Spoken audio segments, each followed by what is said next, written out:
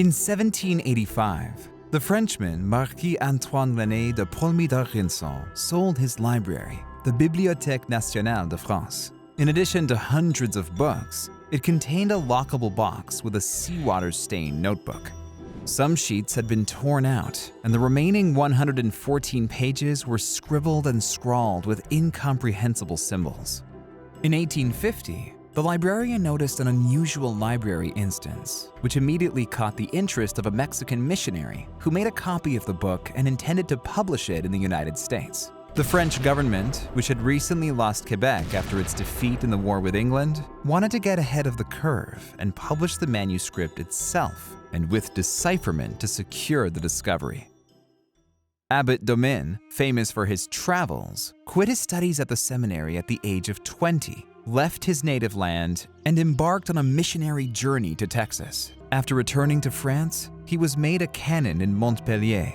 Domin knew many languages, including Latin, ancient Greek, ancient Egyptian, English, and German. He immediately set to work. Knowing from the curator that the manuscript had come from New France, former French colonies in North America, and dividing all the images into 3 types: hieroglyphs, European numbers, and symbols, partly composed of European letters and an unknown alphabet, he noticed that among some of them, the words Maria, Anna, and Joanne were readable. Domin concluded that the records he examined were created by Native American tribes after they had converted to Christianity. For example, one of the pages was deciphered as 2 chiefs with their heads connected by a chain, as a sign of the unity of their thoughts and the conclusion of the union.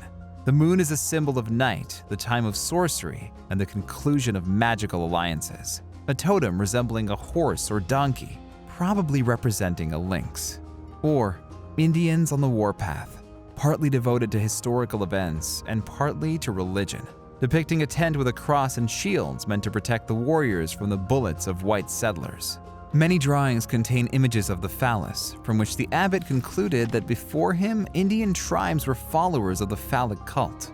Domin's work was initially appreciated very highly. He even wanted to be invited to compete for a prize from the French Academy of Sciences.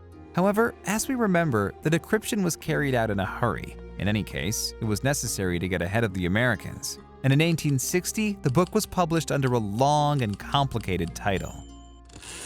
Where's my coffee? So, after the book was published, Count Walewski, a descendant of Napoleon, made a speech in which he said, "France is the teacher of nations." Such self-confidence did not please the surrounding countries that had their achievements. But these words were a jab at Germany, which fought and competed with France throughout the 19th century. In 1861, Julius Petzold, a Dresden bibliographer, published a pamphlet entitled The Book of Savages in the Light of French Civilization. It created a furor in light of Count Walewski's words of bluster. It turned out that the 3rd type images, which Domin could not decipher, were letters in German Gothic script, which largely explained what was displayed. The notebook was peppered with German words such as Ich will, Grund, Wurst. The German author did not spare Domin, but drove his reputation deeper and deeper into the ground. The figure with a whip in his hands is not an indigenous shaman, but rather a teacher. A whip that no doubt the author has experienced firsthand, and deservedly so, looking at some of the illustrations. The strangely shaped figure is not a symbol of lightning and the Lord's punishment, but the most ordinary sausage. As for the phallic cult, the abbot can see such primitive shamelessness in large quantities in Paris. If only he wanted to. Boys and girls stain the walls with such drawings. The rush to release the decipherment of the manuscript contributed to the fact that Domin did not pay much attention to the 3rd type of symbols.